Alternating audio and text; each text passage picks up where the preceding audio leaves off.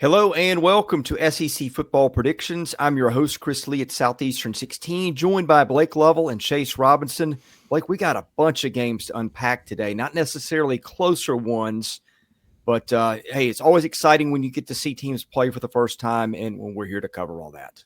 Hey, our fan base is hoping they're not close, because if they are close, there's going to be overreaction Saturday, overreaction Sunday, and overreaction Monday coming up after week one. But yeah, we're going to get into all the other games. Remember, if you've watched our channel, you know we've already previewed some of the more high-profile games that do have a bit of a shorter spread on those. So if you're looking for all the different games like Tennessee, Syracuse, Baylor, Auburn, Ohio State, Texas, Clemson, LSU, Alabama, Florida State, Virginia Tech, South Carolina, Kentucky, Toledo, I think is the other one. You can find those on the channel. Check them out. And, of course, before we jump into these picks, I guess you could say very loosely, guys. I mean, I'm pretty sure we're all going to be picking the teams that are 25 or more point favorites. But remember, FanDuel, our title sponsor, check them out.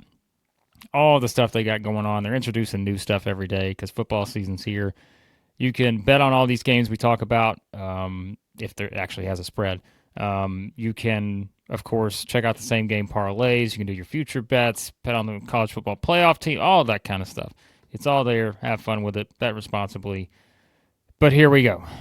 Let's jump into it. So the first game we have on the board that we've not talked about this week is Missouri and Central Arkansas. That's the Thursday night game, 6 p.m. Central. Missouri, 36.5-point favorite in this game. Over-unders at 51.5. Chase, the only question I have for this one, we've all kind of talked about Missouri being a team that we feel like we haven't talked about enough. They're kind of that under-the-radar team potentially heading into the season, not getting enough love. But what are you looking for in this game? Well, I think the big thing you look for in Missouri is who's going to be the starting quarterback, because Eli Drinkwitz has made it clear that he's not going to name one. We're going to see both in that game on Thursday night. Reminds me a little bit of 2023 when you had Brady Cook and Sam Horn battling it out. They both played a half. Brady Cook ended up winning the quarterback job, and it was his from then on. So now you got Beau, Pribula, and Sam Horn in a quarterback battle. He said they'll both play. I'm guessing it'll go something like that where they both get a half. And then he will come to a conclusion after that once he gets some tape on it. He did say it won't go past this week. So we'll have a Missouri starting quarterback after the game on Thursday based on what he sees. But I think that's the biggest thing is who's going to be more impressive at quarterback. Beau Pribula, the transfer from Penn State, or Sam Horn, who's kind of been there waiting in the wings. To me, that's the biggest thing with Missouri right now. I think Chase hit the storyline. It's quarterback. There's not a lot else here to pay much attention to. Like in case you wondered, is there something here with Central Arkansas? I don't really see it on paper.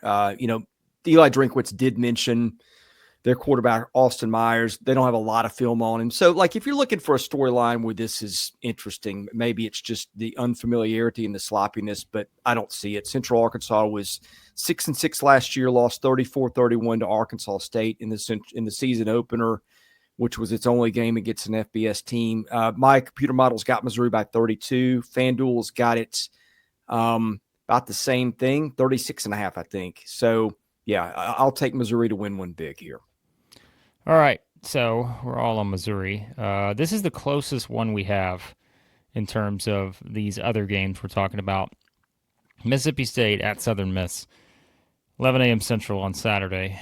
Mississippi State, 12.5-point favorite on FanDuel. Over-unders at 60.5, so expecting some points in that one.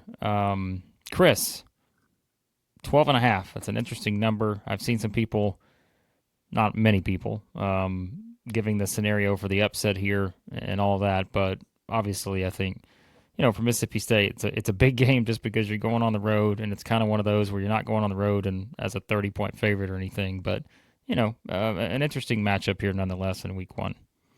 Yeah, I think my curiosity is this like a Vanderbilt scenario from last year? It's a little different. It's year 2 under Jeff Lebby. Sometimes that's when things start to click. But I think there's maybe a little bit of a sneaky good team potentially underneath here.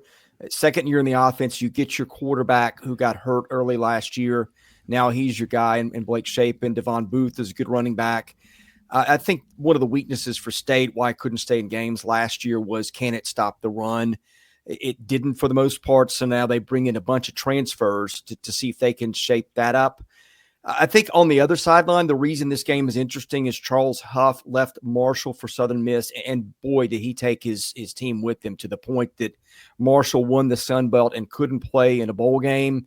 Blake Anderson is the offensive coordinator here. We know that name. He's been a head coach a couple of places. And Braylon Braxton was the Sun Belt newcomer of the year last year for them at quarterback. They got several transfers from Marshall on defense. It's intriguing because it's in Hattiesburg, not a place where the state schools in the SEC go to play a lot. But I think it's interesting.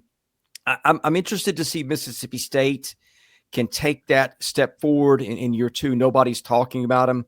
I've got them to win this one, but I really have no idea what to expect. Looking at Southern Miss, I had a chance to watch Southern Miss in person last year, and they gave up. And this was in the middle of the season. It was disastrous. And so Charles Huff has got this program like really energized, and they're fired up for this season. So I think they're going to give Mississippi State all they can. I think State has made the improvements they need to. I think Mississippi State wins the game, but still, I think they will challenge them some. But I think this is a good opportunity for Mississippi State to just rear back and let it go, like show what they've been doing and can do offensively. I think will be important in this game.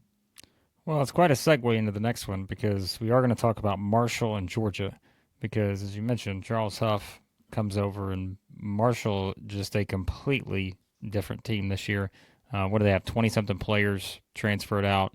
I mean, what a season they had last year, and yet if you look at like their projected win total and all that this year, like it is just there are so many unknowns coming off that, and that is why Georgia's 39.5-point favorite here, over under 55.5. So that kind of tells you maybe kind of the projections here. But Chase, I mean, this is kind of a early afternoon kickoff on Saturday.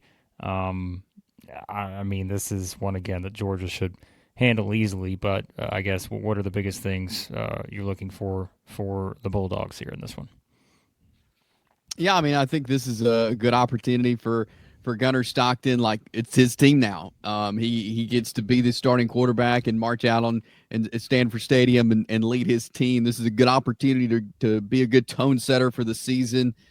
Get some things going offensively. Because we think about all the drop balls they had at the end of last year. They couldn't really run. They couldn't stop the run. Well, here's a game against the opponent. Again, we don't know a lot about Marshall. A lot of new faces, like you said. But this is an opportunity to work on some of those things, to kind of tune up some of those things, get some confidence catching the ball, get some confidence stopping the run in a game like this. And to me, that's going to help them in the long run, starting off with a game like this against Marshall. Yeah, Chase hit all the storylines I'm looking at from Georgia. And to quote an anonymous coach to Lindy's, this is in the Marshall preview, they're starting from scratch here. 62 new players. Hey, they do have a 6'9", 365-pound offensive tackle, so you can watch that. You don't see that very often. But, hey, Georgia in openers this decade beat Arkansas by 27, beat Clemson by 7, beat Oregon by 46, beat UT Martin by 41, and Clemson by 31. Kirby Smart always has his teams prepared for the opener. Sometimes he has been known to take his foot off the gas, but Georgia needs to work on some stuff. And if this game is close for any length of time, I will be stunned. All right. Oklahoma fans are hoping that's the same for this one.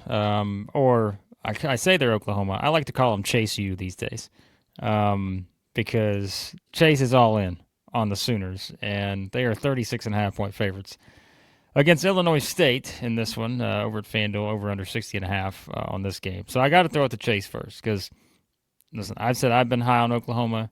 Chase, very high on the Sooners here.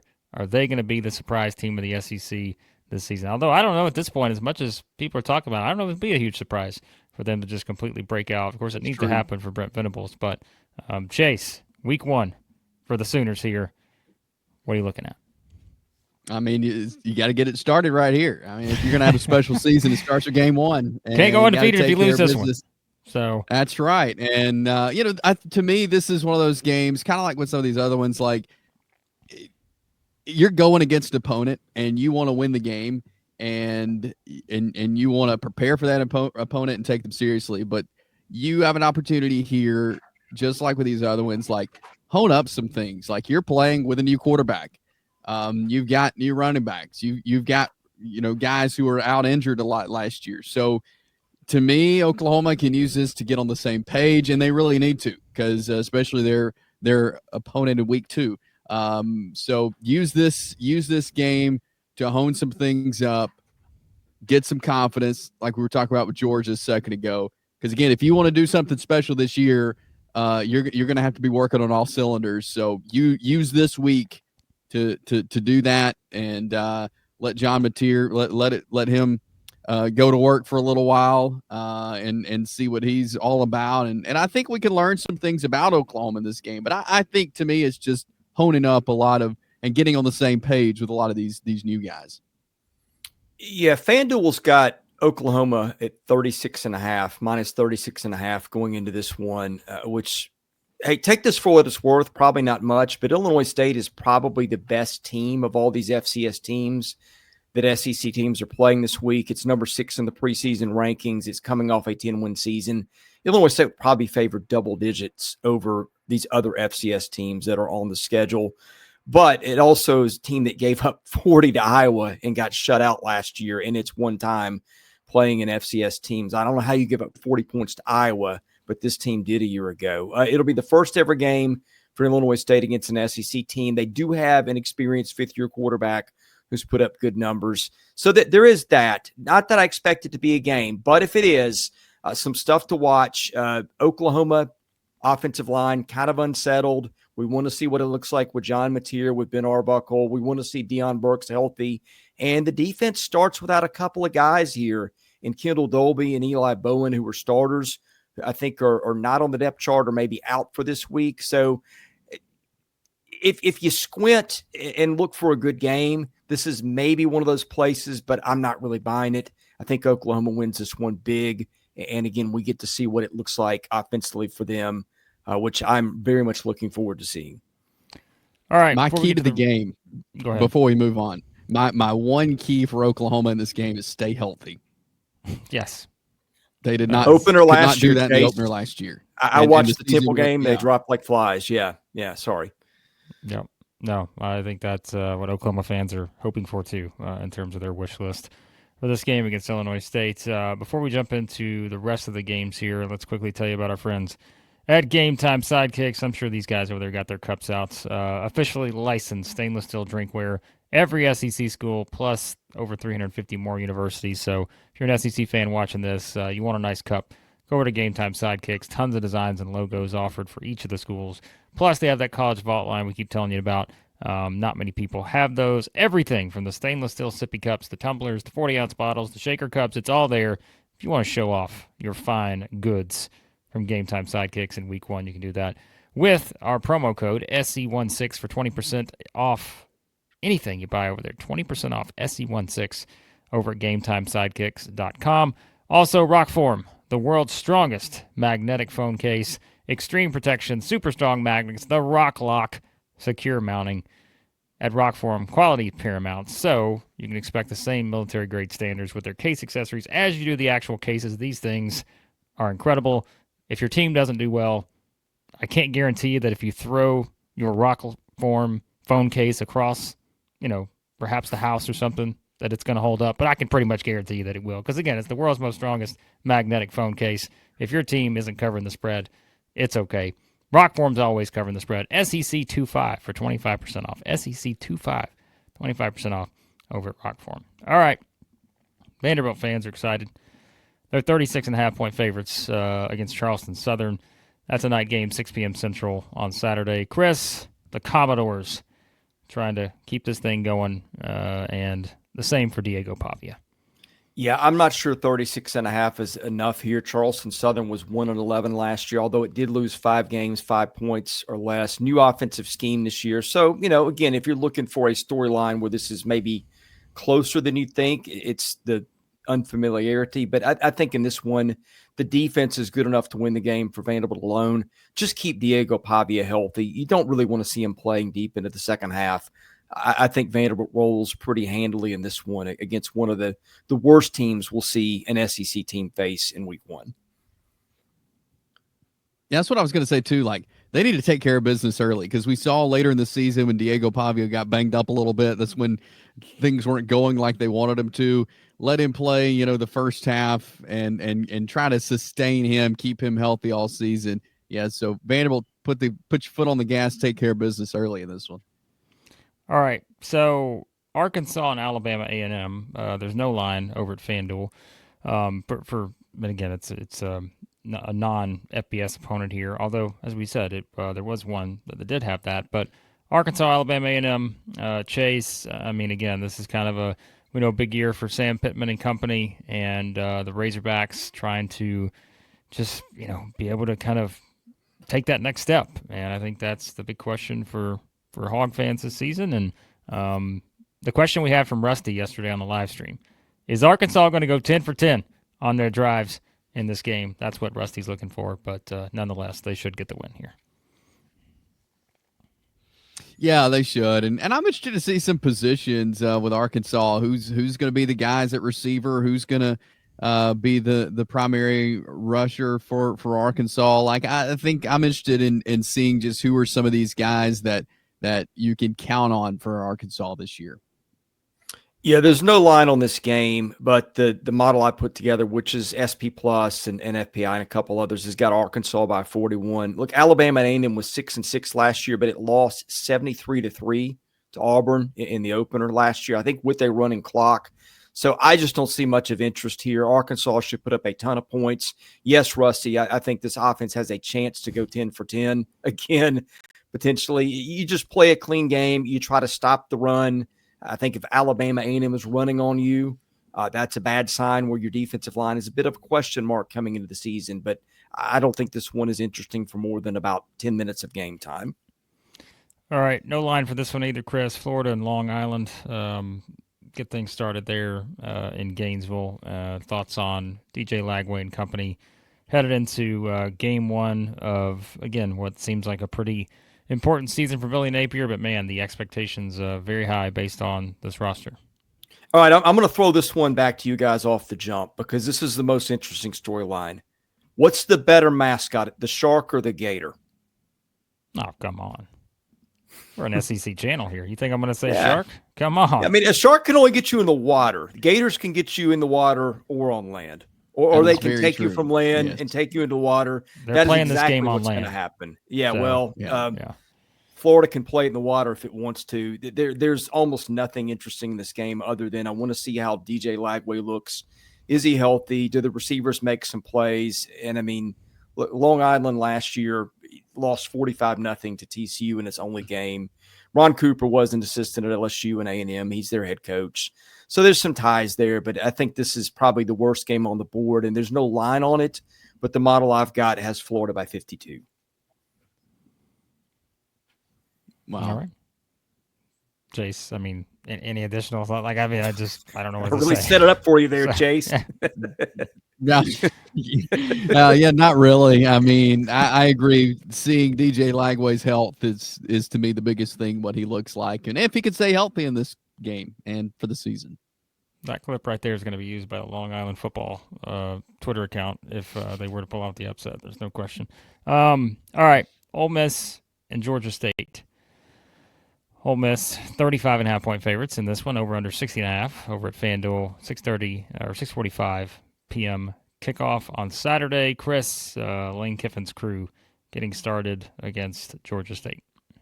Yeah, I think the big thing, the Austin Simmons storyline, he's the guy. They break in a bunch of new receivers and running backs. Defense lost a lot. You want to see that unit play really well with all the guys lost to the NFL. If you're looking for a sneaky, interesting game, and man, you have to squint on this menu of games, this could be it. I'm not expecting it. FanDuel's got Georgia State plus 35.5, but this is the team that, even though it went 3-9 and didn't play well, it all came together against Vanderbilt and pulled an upset in that one, beat Tennessee in 2019. There is some talent on this team. Del McGee was a former Georgia assistant. He gets some talent. Ted Hurst is a good one, and they've got two good quarterbacks, it appears, but the defense is dreadful. Ole Miss will score points, and more points. I think there'll be a lot of points in this one. I don't expect Ole Miss to have trouble, but every now and then Georgia State has proven to be sneaky. I think the Ole Miss offense is poised for a good day on this one. I think, like you said, Chris, I think there's going to be a lot of points. I think this is a chance for some fireworks for the Ole Miss offense, and let Austin Simmons get acclimated to being the number one. And we saw him do some good things in the times he came in last season. But it's his team now, and he can lead the way starting Saturday, and I sure think he will. All right, last game on the board, Texas A&M and UTSA, that one in College Station, 8 p.m. late kick on Saturday. This is, I say, a smaller spread, compared to the others, 24.5. A&M is the favorite here in this one, over-under set at 57.5 at FanDuel. Chase, thoughts on this one? As I said, I know it's a little bit of a smaller line here overall, but clearly, again, high expectations for Texas A&M and getting it started against the Roadrunners. Yeah, I'm really interested to see A&M. I feel like, and I've been saying all summer, like I feel like they're going to have a bad year. I think they may get over that eight win hump that they've kind of been on and been stuck on. So I'm interested to see them. What does the running game look like? We know it's supposed to be strong, or does that continue? What kind of play do we get from Marcel Reed? I think there's a lot of things that we can learn in this game. Again, UTSA has they've given people some trouble in the past. Jeff Traylor, a great coach out there, and so this one, I think is a good chance to learn a little bit about A&M and see Marcel Reed in action for another year. Yeah, I think the return of Le'Veon Moss is a big storyline. He was the heart of the team a year ago till he got hurt. The revamped wide receiver core with Casey Concepcion, they're supposed to be more explosive there. And, of course, the question about Marcel Reed, can he throw enough? They've got a really good experienced offensive line. So year two under Mike Elko, I think offensively they're set up pretty nicely to do what they wanted to do a year ago. Defense lost a lot up front, but it's still pretty good. I guess if you're looking for a sneaky good game, this is your best bet or one of your top two or three. UTSA did score over 33 points a game last year. It's got a returning quarterback and returns its entire starting offensive line. It also gave up 30 points a game. It lost 11 of its top 12 tacklers. I don't know if that's good or bad. Over-under in this one at 57.5 feels a little low to me, given the how many points both these offenses can score. And I believe A&M did lead the SEC in scoring offense in league games. So that felt a little low to me. I think it's bumped up a little bit this week. But, hey, in-state team, well-coached, can play a little bit of offense. A&M better come ready to play. I don't think that UTSA takes them, deep into the fourth quarter. But, again, probably the best team that we've talked about on SEC team playing in this video. So keep an eye on that.